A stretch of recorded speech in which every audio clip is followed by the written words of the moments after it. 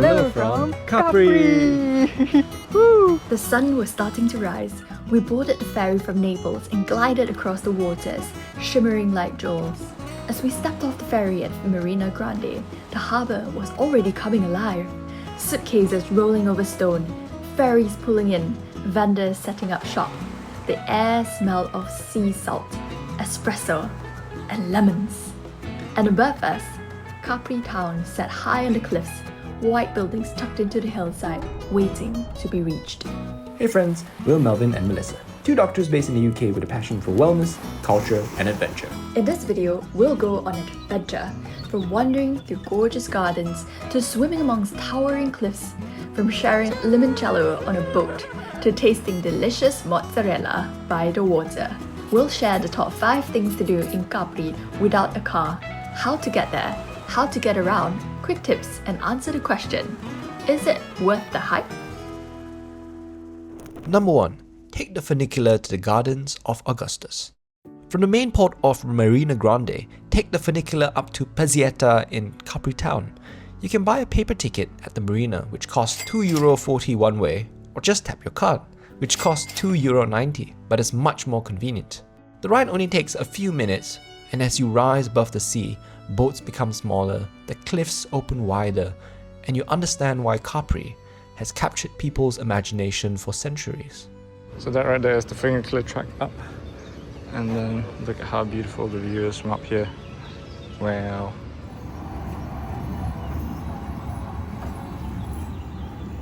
At the top, you arrive near the Piazzetta, Capri's little central square full of cafes, church bells, and that slightly chaotic Italian island energy. Look at how beautiful it is on here. Wow. I think it's about a 15-minute walk from where the funicular is, and we can access the gardens. And this is where Capri shifts. The busy streets soften into flower-lined paths. The sea begins to appear between the walls, and then suddenly the view opens. So we're currently heading to the Garden of Augustus, and it's absolutely beautiful. We haven't even reached the garden, but you can hear the sound of the birds chirping in the morning, and there's actually no one here.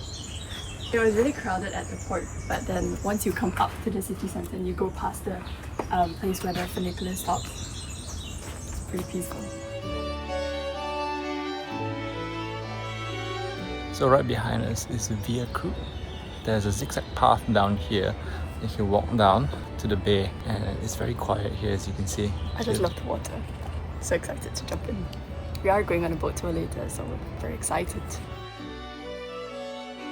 So we were there.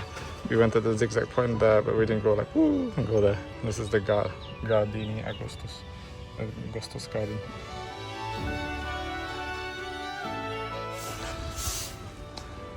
So you can buy via this machine. So it's €2.50 per person. So $5 for entry, and it only opens at 9. So just waiting because you're a bit early. But it's quite nice to just walk around. The Garden of Augustus sits like terraces above the water, looking out towards the Faraglioni on one side and Marina Piccola on the other. It's just crazy how beautiful this garden is. These gardens were once known as Krupp Gardens, originally linked to Friedrich Alfred Krupp, a German industrialist who loved Capri and spent his summers here in the early 1900s. Below is Via Krupp, the winding path that curls down the cliff in sharp, elegant bends.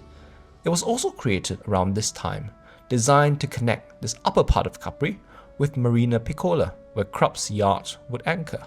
After the First World War, the gardens were renamed the Gardens of Augustus, a nod to Capri's Roman past and the island's connection with emperors, villas, and Mediterranean power. Look at how beautiful this is. Wow. I'm just currently at the Garden of Augustus.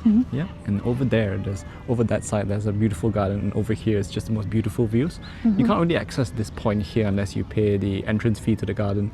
So I would definitely recommend, because it's only €2.50. Number 2. Wander the streets of Capri and Via Camerelle. From the garden, wander towards Via Camerelle, one of Capri's most famous streets. This is the polished side of the island. Designer boutiques, elegant hotels, beautiful window displays, and people who look like they belong in an old Italian film. But even if you're not here to shop, it's still worth walking through, as some of the best moments are often between the main attractions. The narrow wide streets, bougainvillas spilling over balconies, the smell of lemon and espresso, linen dresses in shop windows, ceramic towels, handmade sandals, little corners where the light hits the stone just right. Capri's glamour is part of its story. The island has been a place of escape for centuries, from Roman emperors to artists, writers, celebrities, and travelers searching for beauty. And today, somewhere between the perfume shops, lemon granita stands, and quiet side streets, Capri still feels like a place people come to dream. Number 3. Take a boat trip around the island. If you only do one thing in Capri, make it this. This is our favorite part of the entire trip. So we're now going to the boat. There's a meeting point, and then you walk to the boat from there. As the boat pulls away, the island starts to change shape behind you. The voices from the harbour fade, the breeze hits your face, and the cliffs rise higher and higher. From the sea, you see what makes the island so dramatic. Caves carved by waves, rock arches shaped over time, and cliffs that drop straight into the Mediterranean. So that over there is Sorrento, that is Naples, and over there in the distance is Ischia. And then you reach the Faraglioni, Capri's most iconic rock formations. There are 3 of them. Stella, closest to the island, Faraglione di Mezzo, the middle one with the famous arch, and Scopolo, the outer rock standing alone in the sea. For centuries, these rocks have been one of Capri's symbols, painted, photographed, filmed, and used almost like a natural gateway into the island's mythology. And of course, there's the legend. Legend says, kissing your sweetheart as you sail by Faraglioni will bring good fortune and everlasting love. As we relaxed, our captain poured us limoncello, a bright, sweet lemon liquor. It was such a simple yet perfect moment. Strangers on a boat, sun on our faces, the sea glittering around us, and everyone in awe with the beauty of creation. Some boat tours also include the Blue Grotto, but this depends on sea conditions, queues, and timing. But even without it, a boat trip around Capri is still one of the best things you can do here. A quick tip is that if you're visiting in summer, book ahead if you can. Boat trips are one of the best ways to escape the heat and the busiest streets. We'll link a few options in the description below with tours from Capri, Sorrento, and the surrounding Amalfi Coast. Number 4. Take the chairlift to Monte Solaro. For the highest view in Capri, head to Anacapri, and from Capri town, you can take the public bus to Anacapri, one of Capri's famous open-top taxis. The bus is cheaper, about €2.50 per person each way, and a taxi was about €30 for 4 people, so about $7.50 each if you have more than one person, or sometimes you can share. But sometimes the lines were equally long for both. Once you arrive in Anacapri, walk through the square to Monte Solaro chairlift. This costs around €15 for a round trip and €12 one way. It's a single chair, one person at a time, no cabin or safety harness. Just a small bar in front of you. I remember looking at it and thinking, wait, is that it? Just a bar? But then the chair gently lifts off, and the noise of Anacapri disappears below you. So I'm currently now on the chairlift itself. On the chairlift, so you can see the different people behind me. And there's Melissa right in front of me there. I believe the ride up takes about 10 minutes or so, 10-12 minutes. Such a great way of seeing the mountain and the rest of Capri. You float over rooftops, gardens, lemon trees, and quiet white houses. Your feet dangle in the air. The breeze gets cooler, and every few seconds, the view opens up just a little wider. There's no traffic, no crowds, and no rushing. Just a slow creak of the chairlift, that strange mix of fear and wonder when you're high enough to feel exposed. but surrounded by something too beautiful to look away from. At the top, the view unfolds in every direction. Capri below you, the Bay of Naples in the distance, the Sorrento Peninsula stretching across the horizon, and on a clear day, even Mount Vesuvius watching quietly across the water can be seen. So we're currently at Monte Solaro, which is the highest peak on Anacapri, which is the other side of the island from Capri. And this has a beautiful panoramic view of the Faraglioni rocks over there. And it's absolutely gorgeous. It is very, very hot now though. It's very warm. I can feel, Yeah. even though we had sunscreen on, I feel my skin burning like crispy bacon. But also another tip is that lots of people actually come in and there's this viewing point as you enter. But if you just walk slightly further down and come down the steps, I think this view is actually much better and there's no crowds at all. If you're scared of heights, just know that the chairlift is open and single seat. So it's beautiful, but you may feel a little bit exposed.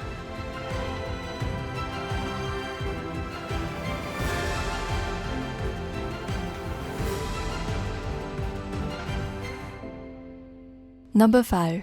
Eat, swim and slow down by the water. After the viewpoints, the boat trip and the little transport queues that somehow become part of the experience, sit by the water and enjoy some fresh Italian food. We ate at Bar 2 Gabbiano, a family-run spot in Marina Grande that has been part of Capri since 1982. It was started by Mario and Giampaola, and now the next generation, who grew up working behind the counter, helps run it day to day, keeping that same traditional local soul. Carlo kindly invited us to dine there, and he was so friendly and welcoming from the moment we arrived. It had that warm, family-run feeling we always love when traveling, the kind of place where the food feels like it comes with a story, not just a menu.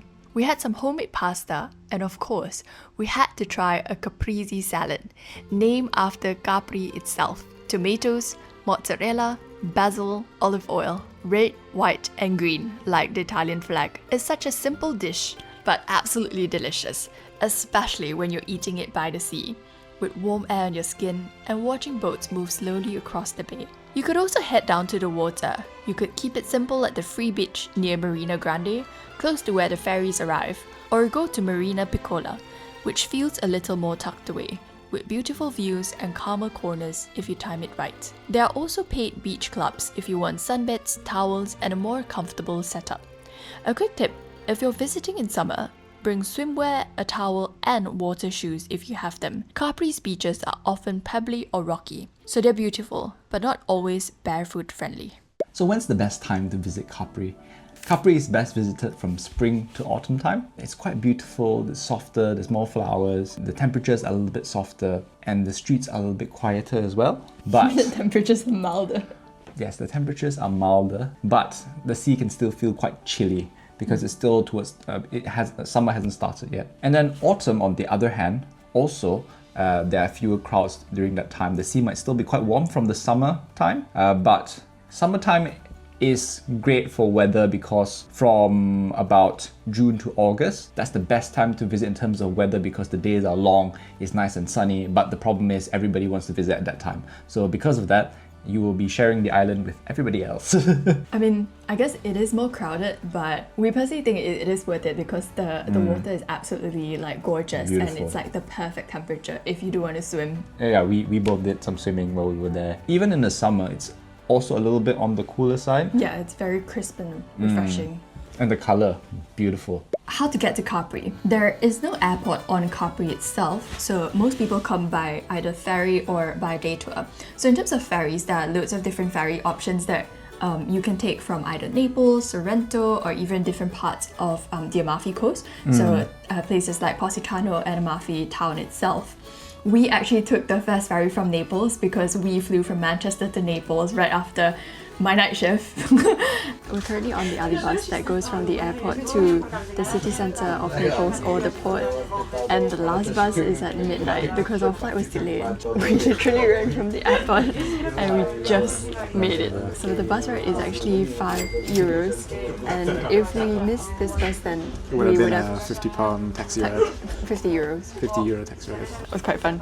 And I'm very sleep deprived because I just came from a night shift and then we went straight to the airport and then the flight was very delayed. And then we took the first ferry in the morning, which was Pretty good actually, because we still reached before most of the day trippers arrived and the light was beautiful.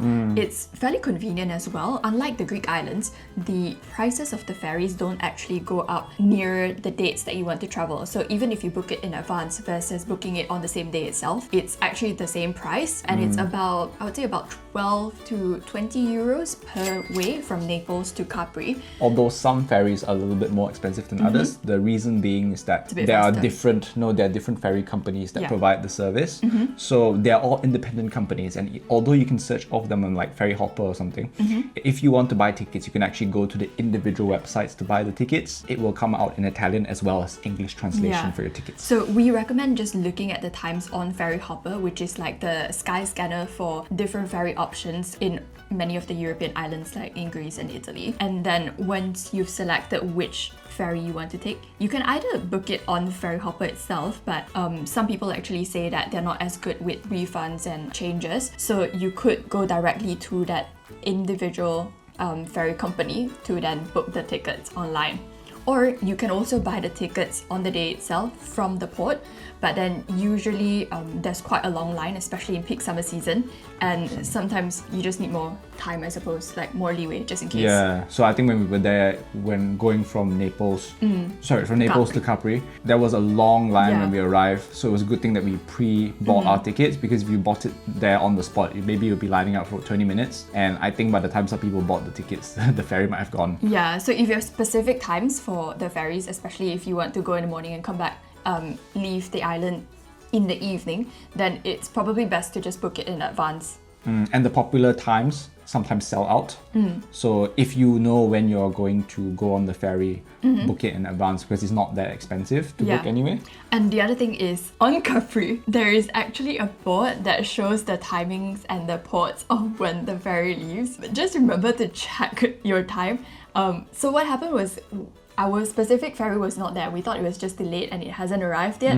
But actually the board wasn't working, and Melvin checked with the counter and the ferry was actually there. Most of the times you need to be there like 15 to 20 minutes before. So if your ferry was supposed to arrive at a specific time, maybe just check with the ticket counter if they were actually there. So there was no time beside our ferry. I went to the ticket counter, I showed the lady my phone, and she was like, "That's now, run to the ferry pier." So we ran there, and apparently it's like an L shape. Yeah, so it's there was a quite big ship or like a big ferry blocking that smaller one, and basically it was around there and we didn't see it because if you just look into the port, you can't see a ship there, but it's all the way at the back, so we have to run all the way to the L shape to the end. We got on the ferry just in time. Yeah. Another option you could take if you don't want to take the ferries to Capri, you could also do day trips from different parts of the mainland. So most people actually stay in Sorrento, and from Sorrento to Capri, it's only about a half an hour journey. And you can actually do day trips, for example, like with Get Your Guide.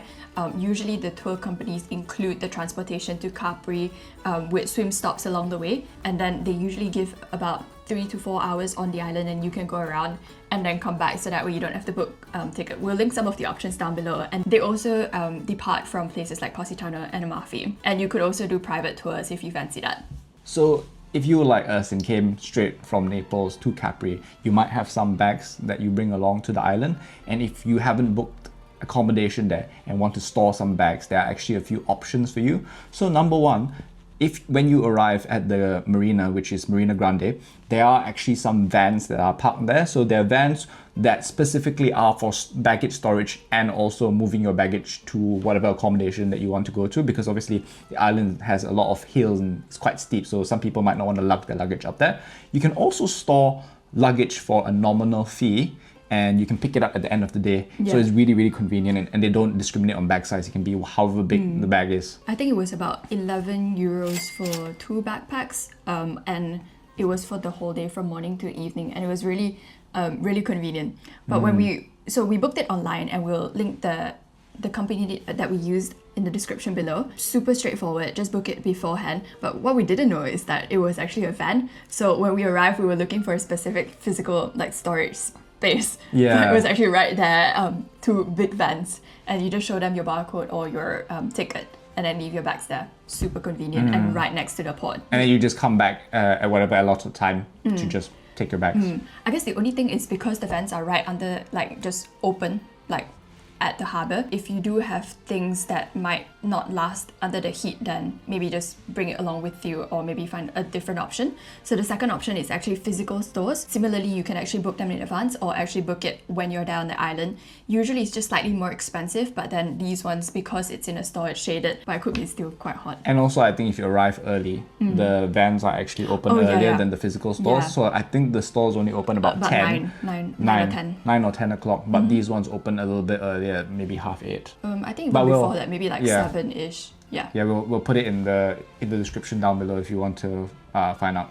Also, I'll put the location down in the description as well, because it'll be a little bit more difficult to find if you don't know where exactly they are at, because it's not a physical shop, it's just a van. But there's a specific place for the van. So how to get around Capri? It's actually very doable without a car. We don't think you need to rent a car, honestly, unless you're maybe spending a few days during off-peak season. The first way is actually to take the funicular, and when you reach the marina, it's actually quite low down. That's where all the ferries arrive and the boats, and then the town is actually higher up on the city. You can take the bus, but the funicular is actually the most convenient option. Has the most direct route as well. Yeah, so that's one way. Secondly, you can take the bus. Buses are usually quite small and gets very crowded during the summer season. The third option is to actually take a taxi, and in Capri, the taxis are actually open.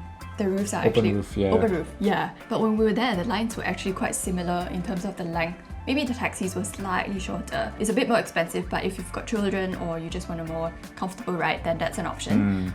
The fourth is to just walk around, especially within Capri town. If you're going from Capri to some of the different hiking areas, you could just walk. And then the last option is by boat. And we definitely think like the best way to see the island and to go around the area is by water. Absolutely gorgeous, and we highly recommend. Also, for the bus, you can either buy tickets at the stand or you can buy on the bus itself. So they have card machines that you can just tap your card.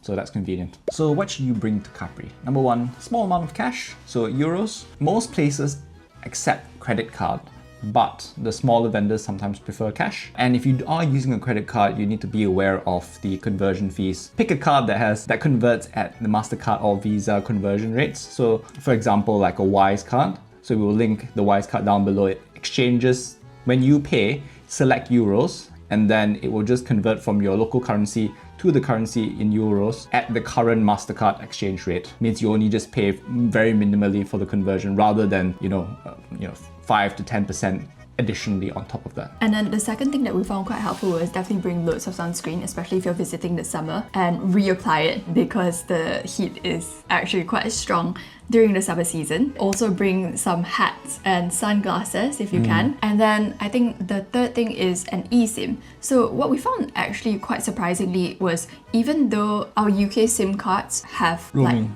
roaming, it didn't actually work very well on the island. We found that the eSIMs actually worked a lot better for connectivity. So things like Aralo, where you don't actually need a physical SIM card, it's just an eSIM where you can have a specific number and have connectivity around the whole island and Italy. It also was a little bit cheaper than getting roaming with our local UK provider. Yeah. We've got a discounted price if you want in the description below as well. And then the last thing is wear comfortable shoes because especially if you're walking quite a bit, it is quite hilly and the steps can be quite uneven. So if you're planning to, explore on foot, then wear comfortable shoes and bring lots of water. Now, the last question. So, is Capri worth the hype?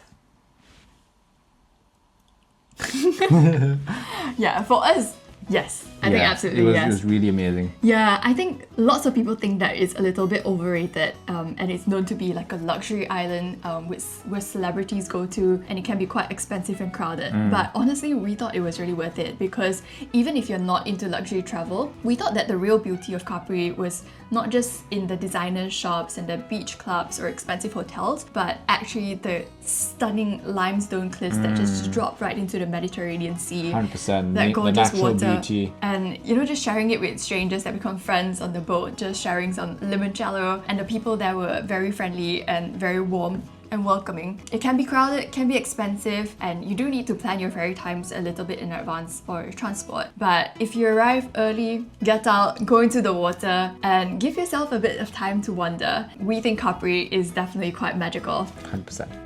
From cliffs glowing in the morning light, waters glistening, to the song of Andrea Bocelli, taste of fresh tomatoes, and clinks of limoncello on a boat. Capri is truly special.